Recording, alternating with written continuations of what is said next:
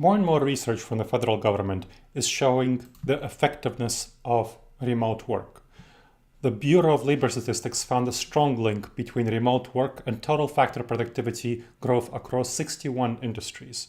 The gains held true even after adjusting for pre-pandemic productivity trends, and that fit well with the report from the Government Accountability Office that also launched the logic behind RTO mandates, talking about the better productivity of remote work and the competitiveness caused by remote work. So we have the Government Accountability Office, which is part of Congress. We have the BLS, which is part of the Labor Department, so the federal administration, both showing clearly the benefits of remote work. Let's talk about the Bureau of Labor Statistics. It showed that remote work jumped from 6.5% in 2019 to over 39% for certain industries by 2021. And 4 major sectors saw over 30-point gains in remote workers. Computer data and publishing sectors reached up to 62.5% remote workers. By 2022, key industries still had over 46% of their workers remote. 44 out of 61 industries had over 10% remote participation in 2021. That meant the shift became widespread and sustained beyond the immediate pandemic peak. What did the Bureau of Labor Statistics find specifically on productivity? So it's about participation. What about productivity? What they found was that a 1% rise in remote work for an industry led to a 0.08, 0.09% total factor productivity growth. So that means about an 8 to 9% improvement in total factor productivity per 1% growth. Industries with more remote work showed greater total factor productivity gains. For example, funds management, finance, wealth management saw 10% total factor productivity boost during the pandemic. Tech and data sectors achieved faster output with less labor, which is what total factor productivity is all about. High remote sectors consistently outperformed low remote sectors.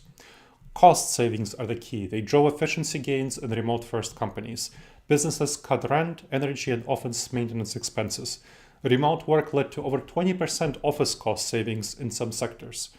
And they would have led to more but they were committed to long-term leases. Of course, they can let go of those leases over time as remote work becomes more available over time.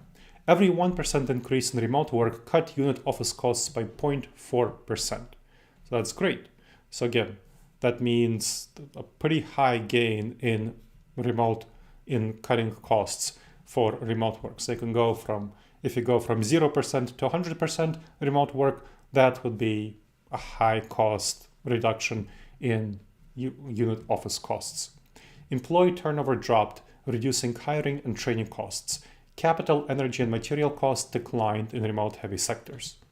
But the thing is, it didn't translate into direct higher pay for wages. There was no significant link between remote work and hourly wages in the sectors. Businesses kept most of the financial gains from this higher productivity.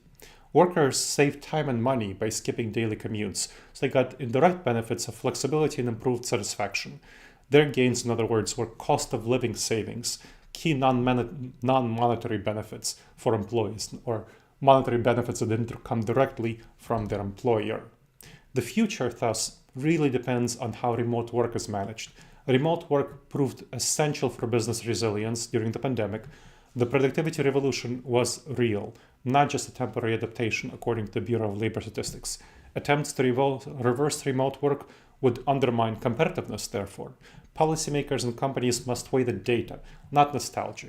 Long-term value depends on optimizing remote work effectively for the future. I hope you enjoyed this episode of the Wise Decision Makers Show. Please leave a review for the show. That helps us improve the show, and it helps others discover the show. And subscribe to the show wherever you checked it out.